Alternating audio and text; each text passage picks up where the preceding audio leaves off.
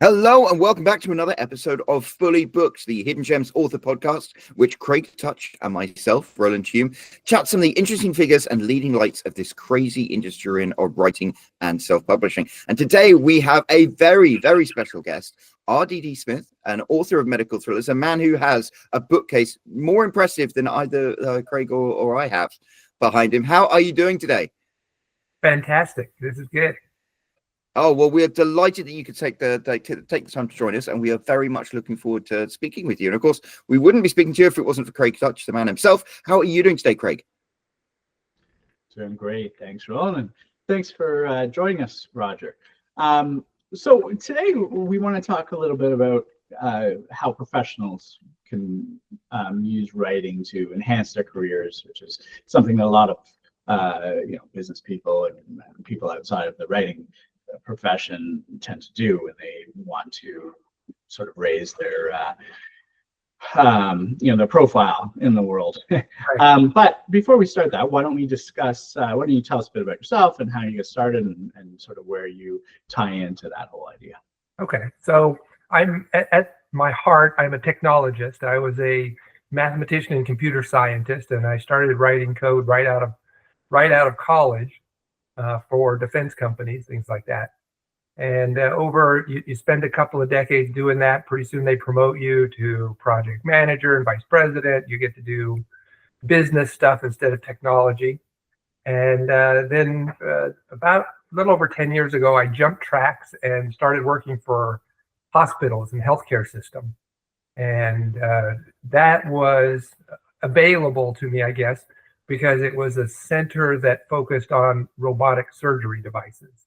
So they needed a technologist who could also bring in revenue that would feed the business. And so I ended up in healthcare for about 10 years. And now I'm a consultant part-time and a novelist part-time. And I actually started writing books about what I was doing couple decades ago. Now, some of them were a flop and some of them accomplished the thing that we're going to be talking about today. Is as in that it brought you sort of some notoriety in the world? Is that what you mean? Exactly. So I think we all know there are novelists that, or not novelists, writers in the nonfiction space who are business consultants, and they write a book and publish it with Harvard Press or somewhere, and they become, world famous and all of that. Or a real estate agent who write a book to prove that he's a great real estate agent and build a business around that. That's pretty common. There are certain consultants, there's certain businesses that it's very natural to do that. But I think it could be very natural for almost every business. Every business where there's a unique skill involved or a unique professional niche, there's the opportunity for people that are practicing that to write a book to give, essentially a rocket boost to their position in that industry, maybe first with their company and then within the industry so they can jump to better jobs at other companies. Wow. I just been looking up your book, The Surgeon in the Mirror, which I find such a fascinating idea. I used to work in the hospital business myself, and during COVID, we were looking at AI was looking at EKG readings from people, and the AI could diagnose successfully whether or not somebody had COVID from their handheld EKG readings better than a swab test. And it's like, wow, isn't that amazing what AI is capable of? And you've written, yes, robotic surgery, connect AI to it. It's like, wow, that's the future right there. Exactly. So that's jumping in on the latest trend that I started using writing for. When I left full-time employment in the hospital system, I wasn't retired. I just didn't want to work 50 hours a week or more. I kind of wanted to dial it back a little bit. But it gave me the opportunity to say, what do I want to do that I've never been able to do before? And writing a novel was one of the things that I was like, yeah, that's kind of been in the back of my head for a long time. Let's take a wing at that now that I have 10, 20 free hours a week that I didn't have before. And so I used this idea. I said, in the last 5 years of my career at the hospital, I would be invited to speak at surgical conferences, and the surgeon would get up and talk about how to do a surgery using a robot. And I would get up and talk about the technology inside the robot, what it could do today, what was in the R&D labs that they would be seeing in a couple of years. And then I would speculate on what was just a concept, but not in R&D yet, but maybe in 10 years you'd be seeing that. And I found out the surgeons loved that last part. Even though they couldn't do anything with it right now, sitting in a conference for 4 days, listening to other surgeons talk about how to take out a gallbladder or a prostate or whatever, that gets kind of old and dull. So when I talked about these technologies, they're like, that's fascinating, especially if they believed it, especially if they're like, I can see the path. So when I started writing fiction, I was like, I'm going to take all of those speculations and write them in a fiction novel as if we're 10 years in the future and they're for real. And so then we can talk about how do those technologies impact the surgeon? How do they impact the healthcare system? What do they do for the patient? So you can put those all into real stories and have people go, oh, I get a chance to taste what it would be like in the real world. And so now I have these novels, and I still get invited to the surgical conferences, and they want to hear the same story, but now it's fleshed out more.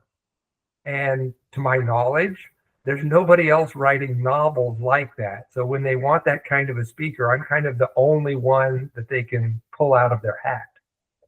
We might as well end this podcast right now, because that was like a masterclass in how to write good science fiction. Is technology that might be there in 10 years time, and then how people actually deal with it and how it impacts people's lives. Yeah, that was the idea that I used. But now that's at the end. Let's not say end, but here at the late part of my career, I started doing that same thing a couple decades ago. I was in military simulation field, so we were writing flight simulators, tank simulators, things like that. And I was reading what few books existed. There were almost none. We'll get to everybody in that field. They'll write a paper for a conference, and you'll go and listen to them present at a conference. And I realized there's very few books on this. In fact, so few you could collect them all. If I could zoom in my camera over my shoulder, there's a little area of the bookshelf where all of them that exist are sitting there. So I said, you know what? I think you could write a really valuable book about this and become a little bit famous. You're never going to become Stephen King famous, or I'm trying to think of somebody else, Tim Ferriss famous. But you're at least within your niche, you can become famous. And so what I was thinking about for this group was, you've got writers who are working at a day job. They're a bank manager or something, and they're writing novels or they're writing nonfiction on the side. But most of them, I think, are writing it as a form of escaping from their job. When a small town bank manager might realize there are no books about how to manage a small, tiny little bank in a town in the middle of Kansas, for example. And how many of these small banks exist? I'm randomly snatching these bank managers out because I was dealing with one for my mother a few days ago. How many of these banks exist in Kansas, Nebraska, Ohio, everywhere? Do I deal with some problems that there's a whole book in there, and I would become the best known small bank manager in America because I wrote a book about it and my fellow bank managers read it. Yeah, I mean, I can see how there's value in sort of honing in on that very, very, very specific niche of your business, and there's probably a lot of areas where you can do that. I guess the hard part in that case would be, how do you get the book out to those people in that very specific niche? Unless, if there's conferences, but not all jobs have, conferences and speaking. Like there's not always a way where you can easily reach all those people in your industry that are in your very, very specific niche. But I can see that there might very well be a large number of those people out there. So I guess is that the really one of the hard parts is how do you then get that book to them or get yourself known? Yeah, it is. So luckily we got to skip over how does the bank manager even get their book published? See, we've moved beyond that. Everybody kind of knows. Because self-publishing, right? Exactly. Everybody knows the answer to that one. We can't conquer that one. So these small town bank, you're right. This bank manager probably is, even if there is a conference on micro bank management or whatever, they're probably not funded to go to it. And I think the answer is you're going to be relying on social media. You're going to go, are you part of any groups on LinkedIn or Facebook or I don't know what's photo worthy, Instagram. I don't know what's photo worthy for bank management, but yeah, where are these communities of people? Is there a newsletter that somebody puts out, or there's a small bank manager association of America, and you join that thing and start becoming vocal there. So you've got to do something besides the writing to find those 1,000 small bank managers who might be interested in your book. And I guess then the other thing is, okay, so let's say there was 1,000 or maybe a little bit more or less. And even if you could reach them all, 1,000 books isn't obviously going to make you rich. So the point of this is, the idea that, okay, you've done that, and then a lot of those people have read your book and are familiar with your name, then that then elevates your professional sort of renown, and it gives you more ability to maybe move up in your job or monetize that in a different way than the book itself. Is that right? Yeah, that's exactly right. So yeah, if there's 1,000 of them and you were able to sell a book to all 1,000, you might have just broken even on the cost it took you to produce that book. So you're like, I didn't make any money at this. And that's the point that I wanted to make, is that if you're writing the book to enhance your career instead of escape from your career, the real money is in what happens to your mainline career, not in what happens in the book sales. So let me give you an example here. So I was in graduate school doing a degree in business, and I had recently been promoted to chief technology officer at the company that I was in. Now you got to back up 10, 15 years, because now it's not going to be quite like this. But I started searching for books and published papers on the CTO position. And literally I found like 6 published papers in the journal. Since I was in graduate school, I had access to the academic journal. And then the books you could order on Amazon, if you stretch the title, or you could find 2 or 3. There was literally one that said CTO in the title. And so I bought that one, and you stretch it a little bit, you find a couple more. There were almost none. It was still early on in the use of the CTO term. And so there were very few. And at one point, I had all the materials that were published on the CTO, and I used that as the final paper for one of the courses I was taking. But that was like, I can make a book out of this because there really isn't a very good one. Okay, I was going to use that as a story. So now this book exists. When I went to transition from my career in defense simulation to healthcare, I was in an interview with the CEO of the hospital and somebody who was the head of innovation and future thinking, some forecasting or something. So the 2 women and I were sitting in the interview. It was very friendly, very cordial. They were very warm. And we're talking, and they said, so how do we want you to be the CTO of this business unit that you're coming to. How do we know that you have credentials or the experience to do that job? And of course, I came prepared. So I reached into the bag on the side of the desk, and I pulled out my book on the chief technology officer. This book here. I pulled out this book, and I pushed it across the table. And I said, well, because I've written a book a whole book just about that subject. I've been a CTO at other companies, and I've literally read everything that exists on the CTO.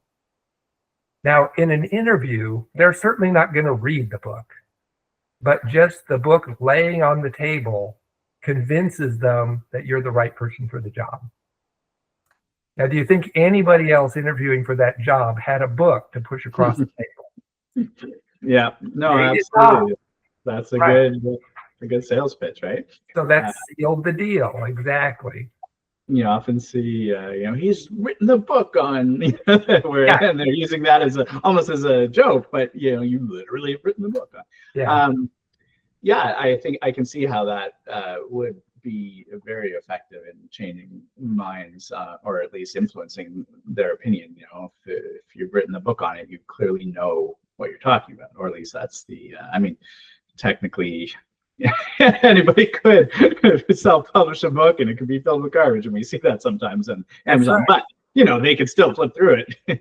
They could see that it's not there. You could look it up on Amazon. You could see that it is for sale, right?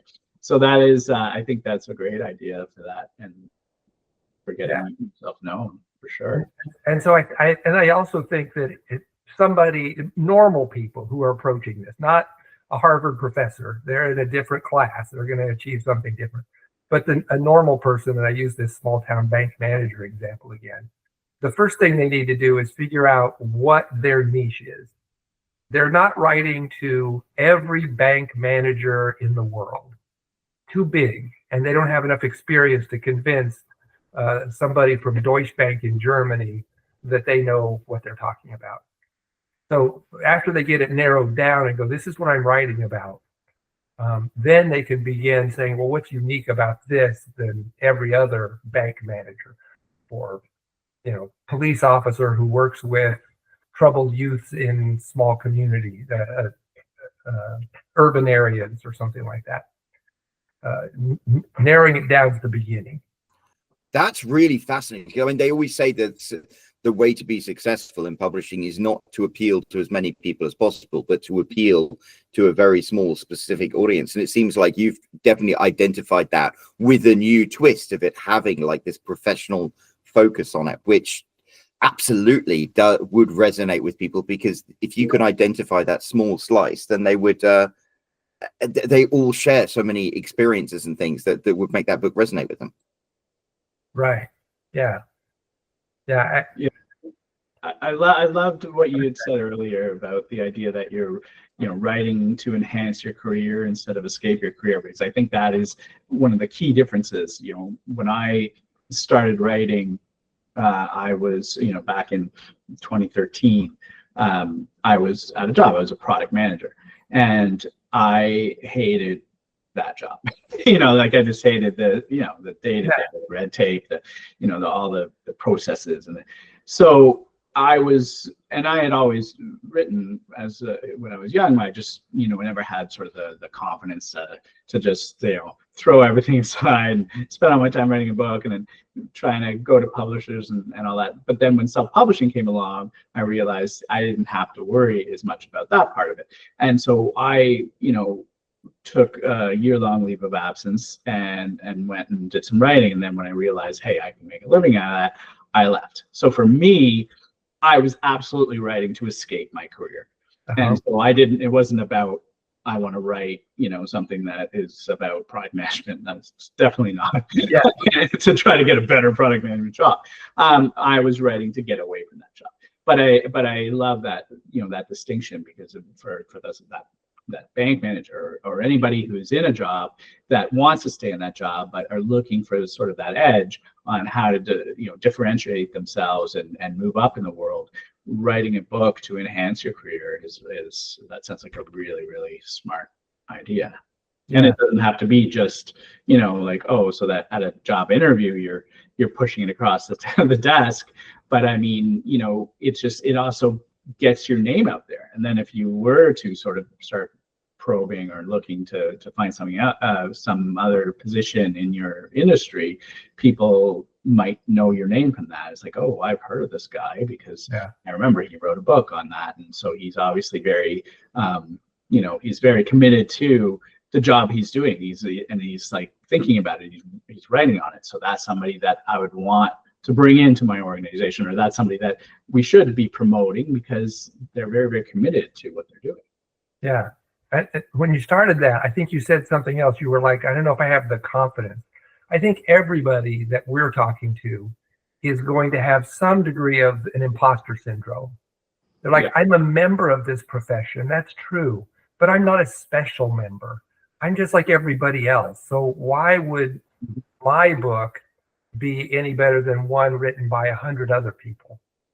And I think it's 100% natural that imposter syndrome is going to be there. But of those 100 other people, the other 99, they don't want to write a book, or it hasn't occurred to them, or they don't have the time. They have too much of family duties, or they have something else is stopping them. Either they don't want to or they can't. So if you want to and you can, that makes you unique because of that. And I think we all have to overcome that imposter syndrome. Unless you went to Harvard and you were taught that you were the best in the country, you don't think of yourself that way. I probably have a deep suspicion of anybody who does think they're the best in the country. Yeah, you should.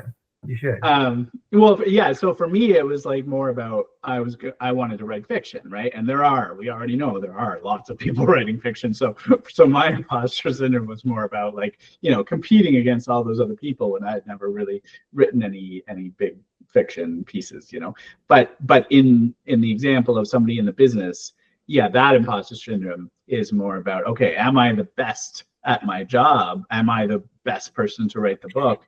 And whether it doesn't really matter necessarily if you are the best to write it, you might be the only one interested in writing it. So 100%. why not do it? Yeah. I mean, sure, I guess if you look it up and you see that there are already 20 or 30 other books to that, but maybe that just means that you haven't gone niche enough, right? That's probably right. Yes. And also, once you decide to write the book, your imposter syndrome or your doubts about yourself, they're going to force you to do a lot of research, to read other books, to collect information. And so by the time you're done with the book, you probably know more about that niche profession than anybody else. You may not have started that way, but by the time you put together all the materials from the book, you're going to finish that way. And so if you then do get invited to speak at the Small Bank Managers Conference of Nebraska, then you'll get up there and you'll be saying things that other people have not heard before. And you might even surprise yourself that you're like, I forgot that most people don't know all of this. And in fact, I didn't know all of this before I wrote the book. But now that I have written the book, I do know all of this. I actually do have something to share. That's fascinating. But we spoke to a guest on a different subject. He was talking about how you write a book about a particular subject, and then each chapter, it's like if you have to go to a conference and give a 45-minute speech about something, you can probably find a chapter of your book that's worthy of like that speech, because your book is just it covers such a wide gamut of things. Yeah, that's true. I did my best speaking engagement, I think. I was invited to be the warm-up speaker for Ray Kurzweil. So Ray Kurzweil is a futurist who works at Google, super famous. And I was like, I'm intimidated to be the warm-up speaker for him. So I did what you just said. I had a book about innovation, and I had one chapter comparing a scribe from the 1700s with Johannes Gutenberg inventing the printing press at the same time, and contrasting their two perspectives on the future. It was just one chapter, but it made a perfect presentation. And also I got lots of kudos. Somebody, there's always this group chat that the conferences put together so that people can talk about what they're doing. And somebody went, I'm really surprised at this speaker. I didn't come to hear him. I came to hear Ray Kurzweil, but he's not bad. That made me feel really good. Yeah, I bet. there's another group of people, I guess. So in the case that we're mainly talking about, these are people that are not in the writing career, that are, that choose to, and I mean, obviously you have to have some interest in writing to even consider this as a possible route, right? There's other ways that you can try to enhance your career that don't include writing a book if you're not inclined to write a book. But then there's that other group of people that you and I had sort of discussed before we started this podcast, where you might be a writer. There's a lot of writers out there that are writing, and they're writing novels, let's say, but they have a day job, right? And so they could sort of use this as well, assuming that they're not necessarily trying to get out of their day job. Some of them are doing it just to, have, it's a hobby, or they want to have a second career or whatever. But they can also do that where you're already a writer. So why not apply those skills to enhancing your day job, which is maybe even easier for them, right? Than somebody coming from no writing at all and then trying to write their book.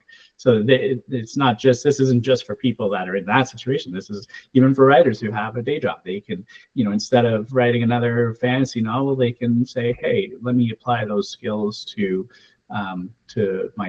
what I do, in my day job, and see if I can even enhance that. Yeah. Here's another project I stumbled into. I was managing a group of young college graduates. They're like 25, 24, first job. And being the old hand, I'm eager to go, let me give you my words of wisdom, something that'll help you with your, whatever, a couple things when I'm talking with them. And it occurred to me that I'm like, well, I wonder what other managers, senior people, what they tell their young recruits. And so I got on LinkedIn and I created a template email, and I said, can you please tell me if you had to give a young graduate starting in your field one piece of advice so brief that you wrote it on the back of your business card before handing it to her, what would you write? And hundreds of people just answered back, well, I would write this, things about communication, people first, networking, all the things that, getting an education, a lot of typical things, but they all had their own unique way of saying it. And so, when I didn't get back 12, but I got back several hundred, I was like, this is a book. This is a book. So I told all of them, I said, so I want to take your little nugget that you just gave me and include it as a chapter in a book. So I created this book called Advice Written on the Back of a Business Card. Oh, I love that concept. Concept is king. And every page is like a business card with the little snippet they gave me, and then a little blurb about, let's expand on that a little bit. And I think there's 250 or so of those in the book. Well, that book doesn't do the niche career industry kind of thing. But what it did do, it gave me a connection to 250 people that I knew well enough to be in my LinkedIn circles. And then the book came out and they're like, can I get a copy of the book? Because I'm in it. And I'm like, of course you can get a copy of the book. Here's the link on Amazon where you can get it. And as many of my friends as possible, like if I would see them at a face-to-face conference, I would just give them copies. But that was a thing where it wasn't for getting a promotion or convincing a boss. It was for becoming recognized as somebody in this professional circle. And that one was completely by accident. I didn't have book aspirations in mind when I started that one. Yeah, it's interesting that you said go buy it, and not there's a free copy. I'm surprised that nobody said yeah, you can include me, but are you going to give me any cut of that or give me a free copy of that? Exactly. Yeah. If you're seeing them in person, it's easy. In self-publishing, that book probably cost $5 for me to have a copy from the printer. But if you want to ship it to them, you're like, oh, shipping is going to be another $6, and it's really onerous if you're shipping them all over. Oh yeah, and if you're sending out all those copies to all those people, then it's going to end up eating out a big chunk of what you're making out of it. Exactly. But yeah, it's almost like you have a pre-built mailing list of 250 people ready to buy it as soon as it comes out. I got to start asking questions on LinkedIn and being and putting them together and being, hey, I'm in a book. That's right. Well, let's link that back to the professional book. So while you're doing your book in your profession, that's a great excuse for you to reach out to the people in your industry and ask them for a piece of advice and tell them, I'm writing a book. I'm going to put this piece of advice in the book. Just wanted to let you know. I hope you're okay with it. You're not asking them to buy it, but you're creating a good chance that they will buy it when it comes out. And a good reason that you can announce to them that the book is out once it's done. That's true. So don't try to do it in secret. Let everybody know that you're doing it while you're doing it. Yeah, it makes more sense to ask for the advice and at the same time say, this is advice I can be putting into a book. And that way there's no, there's no misunderstanding there, and nobody's going to be like, well, I'm not going to give it to you. So yeah, don't give it to me if you don't want me to include it in the book. But if you do, I'll be including the book. And then you're right. Then that's like, okay, it makes perfect sense to then send them all an email and say, hey, the book just got published. Here's a link to it. And it's a good chance they're going to want to buy it if they're quoted in it. That's right. Yeah. If you can tell them it came out, and oh, by the way, you're on page 52. Yeah, and I mean, honestly, like, while you can use that as part of your your resume where you say, hey, I wrote this book or whatever, people that are in it can do the same. They can be like, hey, I didn't write this book, but they quoted me in it because I'm a member of this industry and they respected me enough to ask me for a quote on it. And, so here's that's another way that they can utilize it the same way. Yeah. I think, I like that. If the more motivated they are, the more copies they'll buy. Exactly. And you send that out at the beginning when it goes public and those 200 people buy the book, you shoot up the rankings pretty good. Yeah. So, yeah. If they're willing to coordinate with each other, you're like, I need you all to buy on the first Tuesday of the month. Right. Yeah. Well, I think that those are some really good ideas. So are there other ways that you can sort of turn that into you're writing about this very specific subject, how you can make it work for you in your career, or have we sort of covered all of those? Well, and given where we're at now, there's no reason that once you've written the book, you're not maybe creating a mastermind course, speaking on the internet and selling the course for $200. Same content as the book. It's just that people don't have to read and they look at your face, and instead of selling the book for $15, you're selling the course for $200, $300, whatever. So, and that's a big thing these days for sure. Those master classes, that's a massive, not just through the masterclass website, but people create classes now and call it a master class. Exactly. Yeah, I've actually taken a couple of those where I read the person's book and attended the master class when it was affordable and it was not too expensive. And it's almost the same content. You're still seeing a recorded talking head, but and I think you're right. I think a lot of people would rather to consume the information that way than to read a whole book on it. Yeah. And an audiobook is longer and more boring. I think when you have somebody who's presenting it, they're going to be pulling out the most important things, and they're going to be maybe giving you some more examples that aren't in the book. But in general, if they're talking about things that aren't in the book, then they're going to be writing another book pretty soon, I think. It's true. That's true. And maybe I don't know, your small regional bank manager, I don't know what their second book is.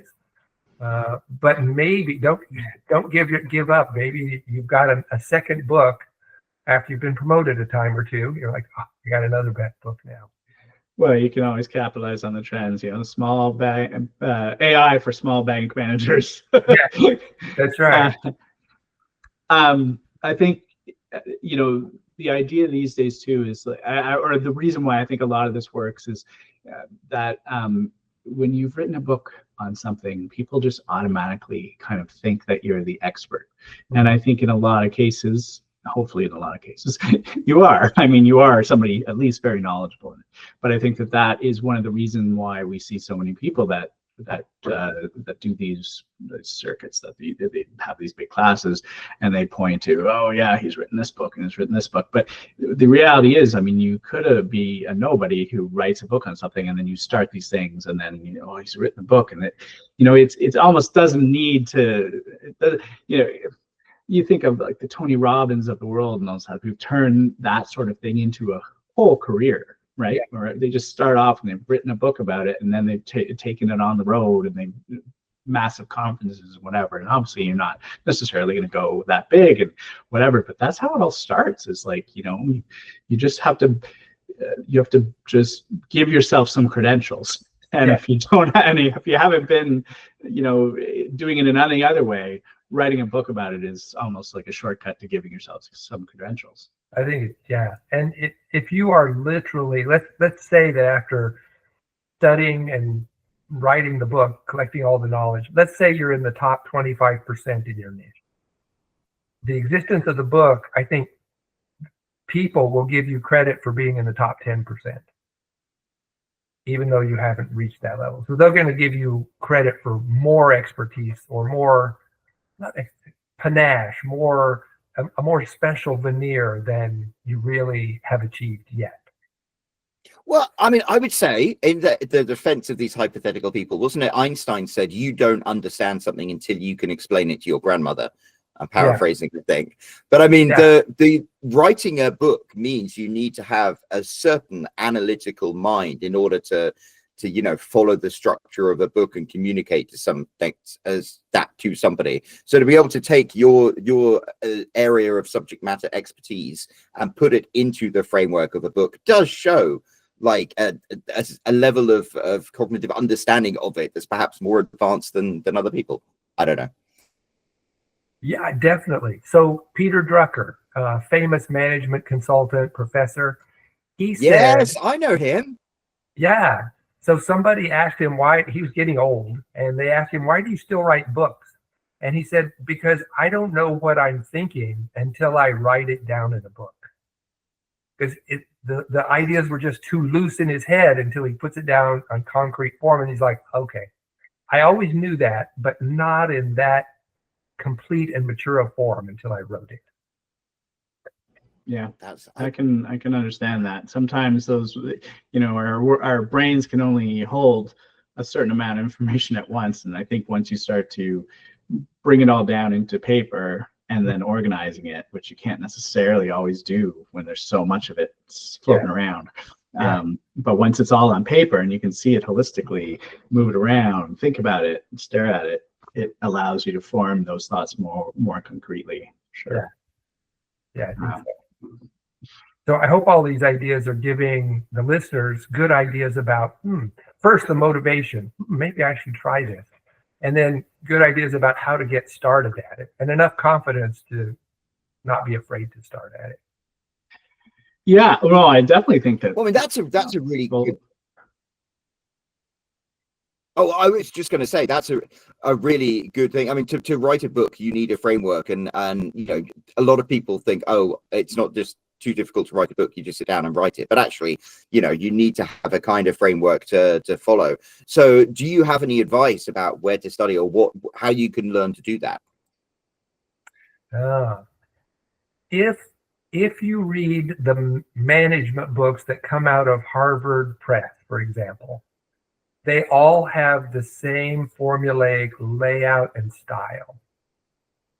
So you could read a couple of those books and see how the foreword at the beginning almost gives you everything you need to know about the book, because they know that most readers are not going to get much further than that.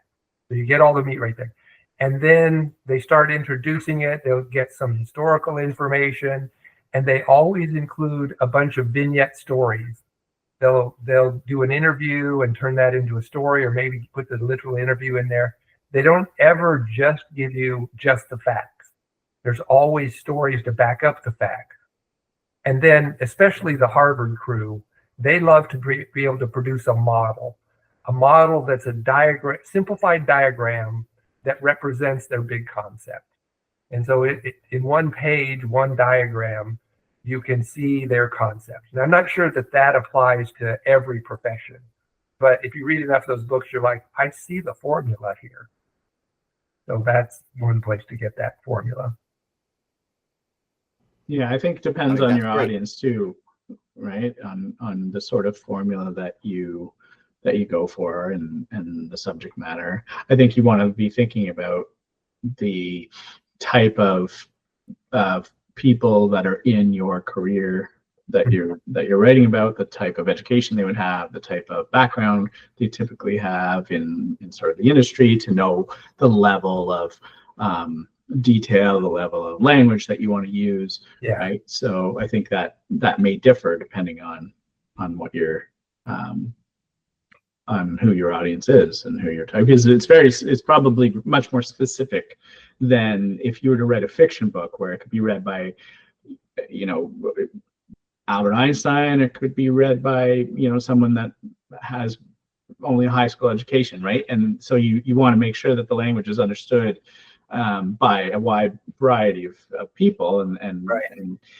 But when you're writing for a business audience, you should have an idea, like if somebody's in my career, what level of minimum level of education would they have, so I can write to that level at least, right? You don't have to necessarily, you know, you can use jargon, you know, whereas if you're writing, you know, something for a non-technical audience, you don't want to use too much jargon, they won't understand it. But if you're writing specifically for your genre, you can use that. They should understand it, right? That's right. Yeah. Jargon and acronyms and the things you use in normal business practice that you would never use when you're at a restaurant or a bar with friends. Right. They're not going to understand when I say, well, I got my Series 7 license. And they're like, what do you mean? I don't know what that is. But Right. You can make a lot more assumptions about what your audience already knows when you're writing for an audience of your peers. Yeah, that's right. Yeah. Well, So there has been some good information here for sure. I think that anybody who is looking to elevate their careers, this is probably one of the best ways to do it. I don't know too many other ways that you can really, you know, do something like this that gets your credibility out there. You know, some people want to start doing like a talking circuit, but there's not always a talking circuit for your career. Or even if there is, what credentials do you have to join that, right? If you've never done it. So this is the beginning. This is where you get one of the credentials. Yeah, doing that. You create your own credentials. Yeah, that's right. I love that. That is, I mean, I have to admit there are hopefully going to be some people here, I've got a lot of noise in my background, who listen to this and it changes the trajectory of their career because you've just given them an idea that they can act on. And yeah, we will, because if there's 1,000 people in this niche, you only need one of them. Whoever's listening to this, one or two of them are going to go, I'm going to do that. Because if all 1,000 of them did it, then you're all at a level playing field again. So there'll only be a couple. You know, the other in different industries, though, right? Yes, that's right. This isn't an industry specific podcast. That's right. The other popular way of achieving that kind of career acceleration is just hard work and more hours. I don't want to do it that way. It's not that I don't want to work hard. Ain't nobody got time for that. That's right. Yeah. So that, I mean, that's the I think that's the takeaway here. If you don't want to work hard at your job, just write a book about it. I love that. I think that should be the title. If you don't want, you can put that in a quote in one of your books, and then I'll buy it. Okay, I'll let you know when it's out. That's right. You know, that sounds actually like a really good piece of advice to wrap things up because we're reaching the top of the hour. But wow, what a great concept. Craig, do you have any final questions? No, I mean, that was it. I've put my quote out there, and I'm going to be in his next book, and I'm good. So, no, Right. thanks so much for coming on. This has been really cool and bit of information for people. I think that it's something that a lot of people don't really think about when you're. I certainly didn't. I never, and again, it wouldn't have really fit for me, but I never thought to myself, even though I was in a job and I wanted to write, I never thought, well, write a book about what your job is. That never even crossed my mind. So, hopefully this is something that would spark someone to have that kind of a thought that might help them. So thank you for bringing it to us. I hope so. And where can people find out more about you and more about your books? So my favorite place is at rddsmith.com. I put 2 Ds in, like J.R.R. Tolkien and George R.R. Martin, so it would be unique enough to find. That is brilliant. Well, we'll put a link to that down in the description down below. So please do scroll down there and go and check all of that out. And while you're down there, why don't you leave a comment and let R.D.D. Smith know how much you've appreciated everything you shared with us today. And in the meantime, make sure that you hit that subscribe button, hit that bell icon for every time you want to be notified that every time we have a new episode of Fully Booked. And of course, we will do next week. So thank you very, very much for joining us, R.D.D. Smith. We really appreciate you taking the time. Thank you for letting me join you. It's fun.